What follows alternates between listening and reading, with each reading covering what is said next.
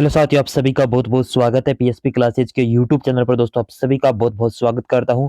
सुबह के 6 बज चुके हैं दोस्तों और आज अपनी 24 जनवरी तो वक्त हो चुका है अपनी करंट अफेयर क्लास का। दोस्तों, सुबह के 6 बज चुके हैं दोस्तों। फिक्स टाइम 6 बजे रोजाना क्लास होती है, इसलिए सभी दोस्त सुबह 6 बजे रेगुलर जुड़ जाया करो दोस्तों, ताकि आपकी दोस्तों साथ-साथ में आपका रिवीजन हो जाए और साथ-साथ में आपकी नई नई क्लास का दोस्तों नया दिन की शुरुआत भी हो जाए दोस्तों।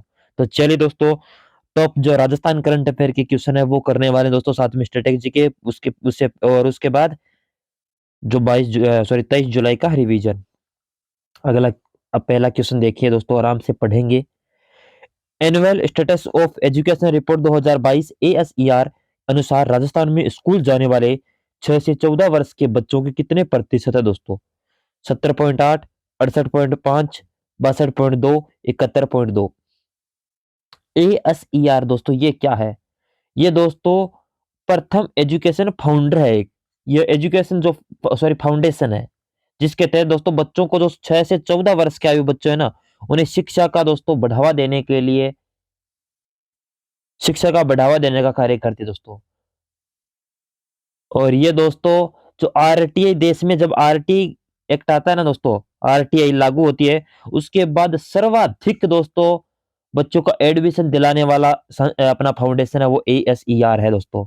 Annual status of education report दोस्तों, इसका नाम है, फुल फॉर्म है। तो सर आरटीआई आरटीआई कब आता है दोस्तों? सूचना का अधिकार अधिनियम 2005 का था, राइट टू एजुकेशन, सूचना का अधिकार दोस्तों अक्टूबर 2005 के अंदर आता है। और इसके तहत दोस्तों जो राजस्थान के अंदर राजस्थान की पूछिए रैंक तो 68.5 है, ठीक है। और सूचना जो राज्य सूचना आयोग है इसके अध्यक्ष कौन है, आपसे ये भी पूछा जाए। जो राज्य सूचना आयोग है इसके अध्यक्ष कौन है दोस्तों? आपके डीबी गुप्ता। ये भी आपसे पूछा जाए तो आपको याद रखना है, राज्य सूचना आयोग के अध्यक्ष को जो कौन हो जाएंगे? डीबी गुप्ता। और इसके तहत दोस्तों राजस्थान के जो बच्चे हैं ना, उनको सर्वाधिक प्रशिक्षण मिला है इनसे, जो अपना एएसईआर है एजुकेशन अपना जो फाउंडेशन है इसके तहत। तो 6 से 14 वर्ष के आयु को दोस्तों सर्वाधिक दोस्तों महत्व दिया गया है इसे, ठीक है। 68.5 हो जाएगा। अगला क्वेश्चन, 74वें गणतंत्र दिवस के अनुसार कर्तव्य पथ पर पहली बार होने वाली वायुसेना की स्पेशल ग्रुड कमांडो फोर्स परेड की जो कमान संभालेंगे दोस्तों? शिवानी चौहान, राजश्री, प्रीतम सिंह जेदावत, स्वाति राठौड़।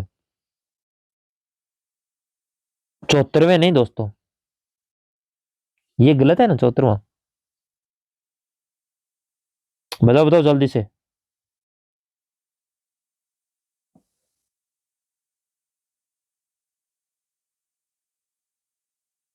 73वां हो जाएगा ना, ये 74वां ही होगा दोस्तों, बताओ। और अपना गणतंत्र दिवस 26 जनवरी 2023 को इसका आयोजन किया जाएगा। 26 जनवरी 2023 को जब कर्तव्य पथ राजपथ है वहां से दोस्तों। और ये 8 जो अपने, चलो उसके बाद में लास्ट में बाद में बताऊंगा डेफिनेशन। कौन करेगी दोस्तों? प्रीतम सिंह जेतावत। ये पाली की है दोस्तों, इनके द्वारा कमान संभाली जाएगी, प्रीतम सिंह जेतावत के द्वारा। शिवानी चौहान कौन है दोस्तों? शिवानी चौहान आपने नाम सुना है क्या? अरे ग्लेशियर में पहली महिला सैनिक दोस्तों उदयपुर की है ये। अगर आपसे पूछा जाए ग्लेशियर ग्लेशियर में पहली महिला सैनिक कौन है, वह है। और दोस्तों स्वाति राठौड़ का नाम भी सुना होगा। गणतंत्र दिवस पर फ्लाई फास्ट का नेतृत्व किसके द्वारा किया गया था? गणतंत्र दिवस पर पिछले पर, तो उस पर दोस्तों 2022 वाले गणतंत्र दिवस पर ये अपना फ्लाई फास्ट का नेतृत्व स्वाति राठौड़ के द्वारा किया गया था, ये भी आपको याद रखना है,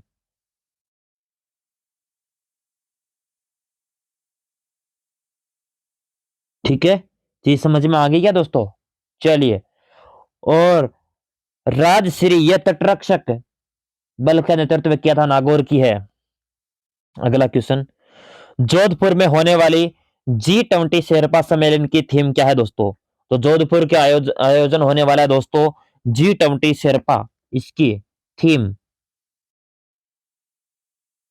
अब G20, सबसे पहले तो G20 की स्थापना कब होती है? 1999 के अंदर दोस्तों, 99 के अंदर स्थापना होती है, 1999 को। G20 इंडिया 2023 के अंदर दोस्तों थीम है क्या? अरे क्या है दोस्तों, बता दो। वसुदेव कुटुंबकम दोस्तों, ये अपना इसकी थीम है। और G20 सम्मेलन दोस्तों, अपना G20 शेरपा सम्मेलन ये कब होता है दोस्तों? दिसंबर 2022 के अंदर होता है, राजस्थान के अंदर। और फरवरी 2023 के अंदर दोस्तों प्रथम सप्ताह के अंदर क्या होने वाला है? G20 शेरपा सम्मेलन जोधपुर के अंदर। ठीक है, 2023 का पहला दोस्तों पूछा जाए तो ये अपना यहाँ पर होने वाला है, जिसे हमें शेरपा सम्मेलन कहते हैं। और शेरपा सम्मेलन उदयपुर के अंदर दिसंबर 2022 के अंदर हुआ था, G20 का ही। ठीक है, ये आपको चीज याद रखनी है। और क्या कुछ बताना है क्या दोस्तों? अरे बताना है क्या दोस्तों? चलिए, अगला क्वेश्चन। राजस्थान कृषि व्यवसाय कृषि निर्यात प्रोत्साहन नीति 2019 के तहत राज्य सरकार ने कौन सी पहल शुरू की है? यानी कृषि व्यवसाय को और कृषि निर्यात को प्रोत्साहन के लिए नीति 2019 के द्वारा दोस्तों कौन सी के तहत कौन सी दोस्तों शुरुआत की है? कौन सी दोस्तों?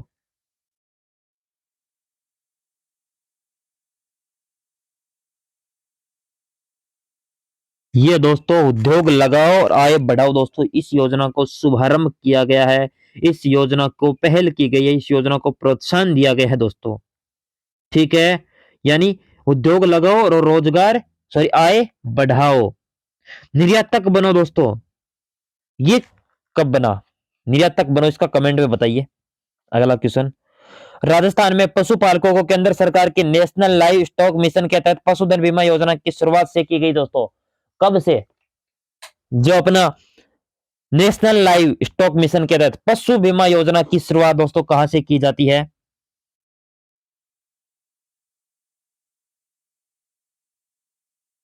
पशु बीमा प्रीमियम, इसकी कितनी राशि है दोस्तों? बीमा राशि 3,000 रुपए, गाय की भैंस की 4,000 रुपए, भेड़ की 5,000 रुपए, गाय की 3,000 से 40,000 और भैंस की 4,000 से 50,000, ये इसकी बीमा प्रीमियम राशि मिलती है। और ये बाड़मेर, बाड़मेर से इसकी शुरुआत होती है दोस्तों। रूमा देवी, सर्वाधिक पशुधन कहां पर है? बाड़मेर के अंदर है। पहला रेलवे कोच रेस्टोरेंट कहां पर बनता है दोस्तों? बाड़मेर के अंदर बनता है। मनरेगा सेकंड स्थान किसका है? बाड़मेर का। जो मनरेगा है उसके अंदर सेकंड स्थान किसका है? बाड़मेर का। एमपीआई 2019 में फर्स्ट स्थान है बाड़मेर का। याद है क्या कुछ? अरे याद होना चाहिए दोस्तों। और किराड़ू मंदिर कहां पर बना हुआ है दोस्तों? आपसे ये भी पूछा जाए तो बाड़मेर के अंदर है। राजस्थान का खजुराहो कहे जाने वाला दोस्तों किराड़ू के मंदिर को ही तो कहते हैं दोस्तों। और ये अपना जो सरकारी नेशनल लाइव स्टॉक मिशन के तहत पशु बीमा योजना की शुरुआत दोस्तों, जो लंपी वायरस हुआ था ना, लंपी बीमारी के बाद दोस्तों इस प्रीमियम को शुरू किया गया है। शुरू तो वैसे दोस्तों 2014 के अंदर हो जाता है दोस्तों, ये है ना नेशनल लाइव स्टॉक मिशन, लेकिन संशोधन इसके अंदर 21-22 में होकर लागू होता है। अगला क्वेश्चन। हाल ही में राज्यपाल ने प्रधानमंत्री द्वारा लिखी गई किस पुस्तक का लोकार्पण किया है? कौन सी दोस्तों प्रधानमंत्री जी की बुक? एग्जाम वॉरियर्स ही तो है, हिंदी और इंग्लिश दोनों में दोस्तों। कलराज मिश्र के द्वारा दोस्तों इसका विमोचन किया गया है, लोकार्पण किया गया है। सुशासन के लिए, एक मिनट, ठीक है। सुशासन के लिए नवाचार हेतु राजस्थान के किस जिला कलेक्टर को प्रधानमंत्री अवार्ड से सम्मानित किया जाएगा? कि किसे दोस्तों? मैं इतना हिंट दे सकता हूं आपको, उदयपुर की जिला कलेक्टर है।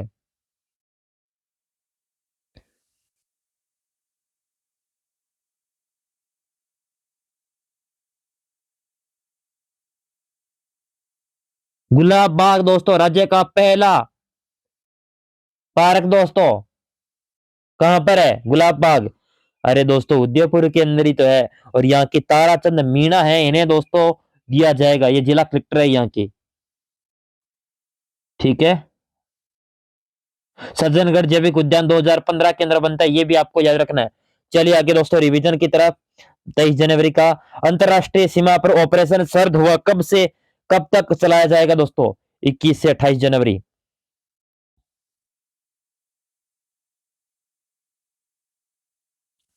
उदयपुर लिटरेचर फेस्टिवल में श्री द्वारका प्रसाद अग्रवाल पुरस्कार 2023 से किसे सम्मानित किया जाएगा? इरशाद कामिल को। दिव्यांगजनों को सेवाएं और सुविधाएं देने के उद्देश्य से राज्य में पहले कंपोजिट रीजनल सेंटर की स्थापना के लिए केंद्र का किस विभाग के साथ एमओयू किया गया है दोस्तों? अपना कौन सा? किसके साथ? सामाजिक न्याय एवं अधिकारिता विभाग के साथ। हाल में नवाचार के लिए दोस्तों खिलौना बैंक का उद्घाटन हनुमानगढ़ के अंदर दोस्तों, हनुमानगढ़ के अंदर दोस्तों। और मास्क बैंक ये अपनी बीकानेर। राजस्थान में किस सैनिक को chief of army staff commendation card से सम्मानित किया गया है? वह कौन है? शुभम जैन को।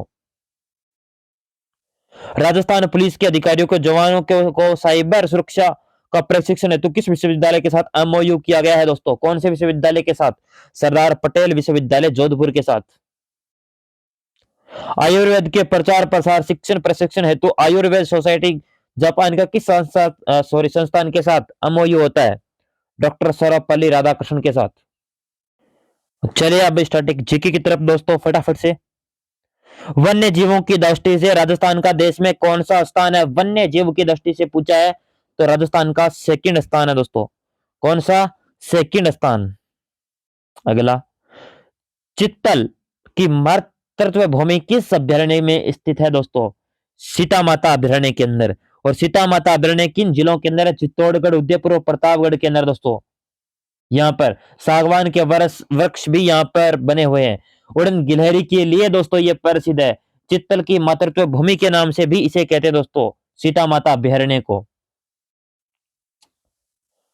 कारा घास किस अभ्यारण्य में पाई जाती है? कारा घास, अरे कारा घास माउंट आबू अभ्यारण्य के अंदर, सिरोही के अंदर दोस्तों, जो माउंट आबू है उसके अंदर मिलती है। जंगली मुर्गे के लिए दोस्तों ये प्रसिद्ध है। घास कौन कौन सी है यहाँ पर? कारा घास पाई जाती है। बिजोला शिलालेख किस वंश का दोस्तों उल्लेख मिलता है? किस वंश का उल्लेख मिलता है दोस्तों? उल्लेख किसका? सांबर झील का दोस्तों। जो सांबर झील है ना, इसका उल्लेख मिलता है। सांबर झील कहां पर है? अरे कहां पर है दोस्तों? जयपुर के अंदर ही तो है। और किसके द्वारा निर्माण किया गया था? वासुदेव चौहान के द्वारा इसका निर्माण किया गया था। और अजमेर के चौहान वंश का भी इसमें उल्लेख मिलता है। वंश पूछा है ना, सांबर झील का उल्लेख तो मिलता है, लेकिन दोस्तों वंश पूछा है तो वो अपना कौन से? चौहान वंश का, अजमेर के 1170 के अंदर। जैन कीर्ति स्तंभ प्रशस्ति किसे समर्पित है? आदिनाथ जी को। ये आदिनाथ जी को समर्पित है दोस्तों। चलिए अगला क्वेश्चन। आदिवराह का अभिलेख कहां से प्राप्त हुआ? ये अपने चित्तौड़ दुर्ग ना, वहां से हमें मिलता है। चित्तौड़ दुर्ग कब मिलता है? 994 ईस्वी को। हाड़ उदयपुर के अंदर है, हाड़ सभ्यता भी उदयपुर के अंदर है, दोनों आपको याद होने चाहिए। सिरवी समाज की कुल देवी? आई माता। मंदिर बिलाड़ा, जोधपुर। दादू जी की गुफाएं दोस्तों कहां पर बनी हुई है? नारायणा, जयपुर। यहां पर इनकी गुफाएं बनी है। राजस्थान का कबीर दोस्तों दादू जी को कहा जाता है। राजस्थान में सर्वाधिक मेले कहां आयोजित? अगर दोस्तों दो प्रकार से मेले और एक पशु मेले दोस्तों दोनों पूछे जाए ना, मेले तो सर्वाधिक डूंगरपुर में और पशु मेले नागौर के अंदर। ठीक है, इतना ही तो है। तो चलिए दोस्तों, ये था अपना आज का करंट अफेयर। जरूर आपको दोस्तों कुछ ना कुछ बेनिफिट जरूर मिला होगा। क्लास अच्छी लगे तो लाइक शेयर की दोस्तों उम्मीद रख सकता हूँ आपसे। अगर दोस्तों इतनी उम्मीद नहीं रख सकता तो आप बताइए दोस्तों मैं क्या करूँ? मेहनत करके आपको पूरा का पूरा करंट अफेयर करवाया है। रिवीजन ज़रूर करना दोस्तों क्लास के एंड में होने के बाद। Thank you.